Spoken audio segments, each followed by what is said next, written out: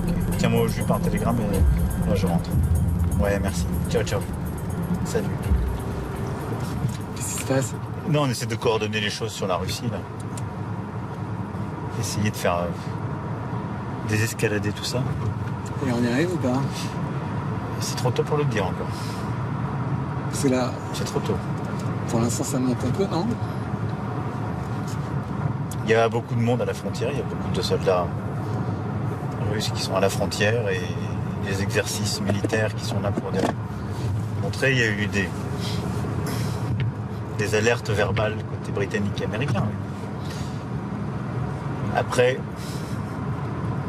il y a un débat qu'on a engagé.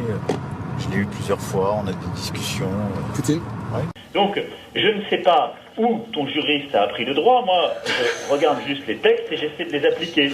Et je ne sais pas quel juriste pourra te dire que dans un pays souverain, les textes de loi sont proposés par des groupes séparatistes et pas par les autorités démocratiquement élues. Они демократически выбранное правительство. Они пришли к власти в результате кровавого переворота с убийствами и поджогами, и с сжиганием людей живьем. Вот. Pensez à quoi? C'est grave.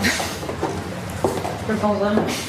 Du fait qu'une grande puissance comme la Russie... C'est un membre permanent du Conseil de sécurité qui envahit un État et qui lui dénie son existence. Et puis il faut regarder la propagande russe à grand renfort de convocation des références de la Seconde Guerre mondiale.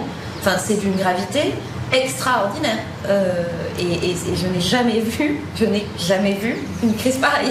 Donc, Parmi les questions qui se posent, c'est la robustesse des sanctions qui vont être mises en place. les sanctions vont être maximales, ouais. Parce que si on ne sanctionne pas une telle violation de la Charte des Nations Unies, hein, c'est pas moi qui le dis, c'est le secrétaire général de l'ONU, de la Charte des Nations Unies et de la notion de souveraineté égale des États et des peuples sur le territoire européen,